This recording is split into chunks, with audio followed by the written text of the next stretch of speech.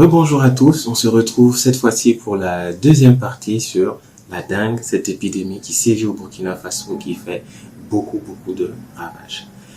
Avant de commencer, j'aimerais régler un problème de communication que nous avons eu. Nous sommes fautifs et il faut le reconnaître, le corps médical n'a pas su donner la bonne information.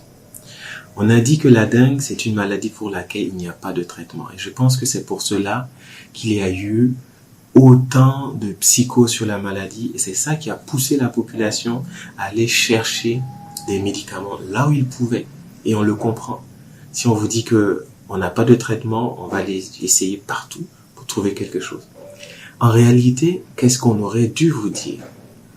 La dengue, c'est une maladie virale.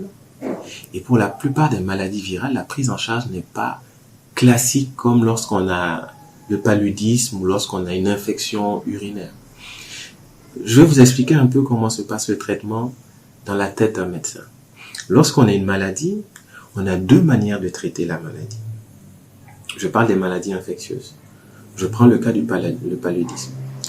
On va mettre un médicament qui va détruire le microbe. On utilise des antibiotiques, des antimicrobiens. Mais dans certains cas, on n'a pas de médicament pour détruire le microbe. Et quand c'est comme ça, qu'est-ce que l'on fait par contre? On va plutôt donner à l'organisme ce qu'il lui faut pour pouvoir détruire lui-même le microbe. C'est deux approches différentes. Dans le premier cas, on détruit l'ennemi directement et dans le deuxième cas, on donne les moyens à l'organisme de détruire l'intrus, le microbe. Et dans le cas de la dengue, nous n'avons pas de médicaments pour détruire le microbe directement. Mais par contre, nous mettons tout en place pour que l'organisme le fasse lui-même. Et dans la plupart du temps, dans la plupart des cas, l'organisme réussit à le faire. Donc, j'aimerais dire à la population, et j'aimerais que vous partagez vraiment ce message. Pour la dengue, on traite la dengue. Il y a un traitement qui est mis pour tous les cas de dengue. Voici la différence. Et maintenant, quels sont ces traitements que l'on met pour la dengue? On va faire ce que l'on appelle, dans notre jargon, un traitement symptomatique. Mais ce traitement symptomatique est largement suffisant pour nous sortir de la plupart des complications de la dengue. Et qu'est-ce que c'est? Lorsqu'on a la dengue, il va falloir prendre des médicaments pour faire baisser la température. La première des choses.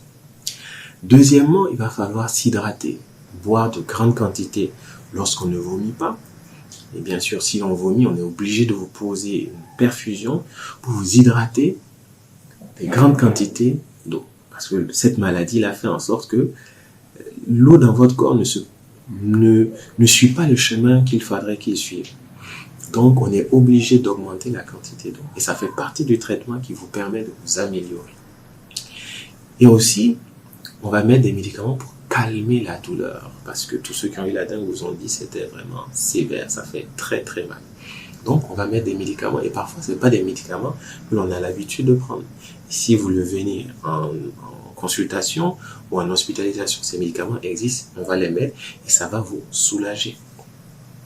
L'autre aspect de la prise en charge, c'est que on va aussi vous mettre des remontants, des vitamines, des stimulants, parfois même des corticoïdes pour essayer de calmer toutes ces manifestations de la dengue. Mais sachez que ça doit être fait sous surveillance médicale. J'insiste, sur surveillance médicale.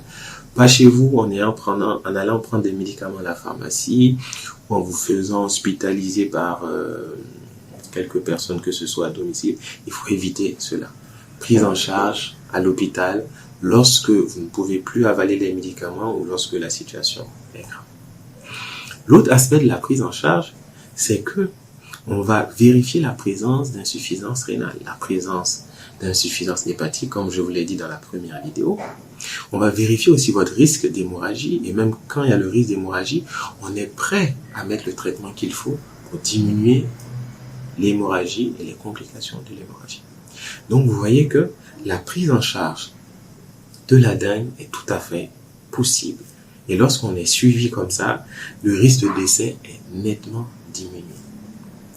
Maintenant, on va aborder quelque chose de très important, ce qu'il ne faut surtout pas faire. De plus en plus sur les réseaux sociaux, on voit apparaître des recettes les plus farfelues possibles, à savoir des infusions, des décoctions de feuilles de papaye, de goyavier, d'une plante qu'on appelle Kwassa Fandé en langue mouaga. Alors, on utilise tout type de décoction. Et ce que les gens ne savent pas, c'est que ces décoctions vont aller directement sur le foie et sur le rein.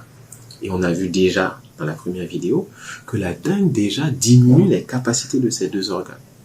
Et quand vous prenez ces tisanes-là, elles vont aller abîmer encore plus vos deux organes qui étaient déjà malades. Donc, qu'est-ce qui se passe au final? La plupart des gens, ils tombent malades. On leur dit c'est la dengue. Ils ne vont pas consulter, ils ne vont pas faire le suivi. Ils vont directement prendre ces décoctions. Ces décoctions vont aggraver les insuffisances rénales et hépatiques qu'ils avaient déjà à cause de la dengue. Et lorsque ça va entraîner d'autres complications beaucoup plus sévères, ils reviennent à l'hôpital parce que bon, là, ça ne va pas du tout. Et c'est là maintenant que nous, médecins, nous sommes complètement démunis parce que on reçoit souvent des patients qui ont déjà une insuffisance rénale sévère, une insuffisance hépatique sévère, aggravée par la prise de ces médicaments-là. Et quand c'est comme ça, on est très limité. Et c'est ce qui aggrave la mortalité de la dengue. Donc, le seul conseil qu'on peut vous donner pour cette épidémie, évitez au maximum de prendre des décoctions. C'est plus dangereux qu'utile. Si vous êtes malade, consultez un médecin.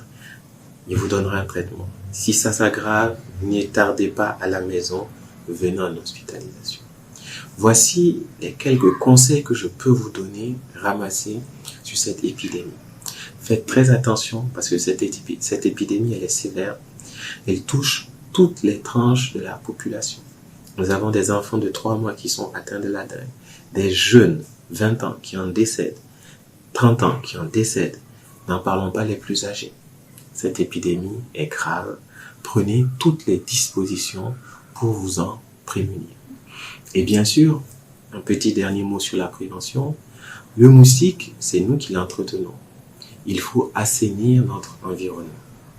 Les flaques d'eau, les pneus usés dans les cours, même chez les voisins, sachez que même si chez vous c'est propre, si votre voisin ne fait pas le même effort que vous, ça ne sert à rien.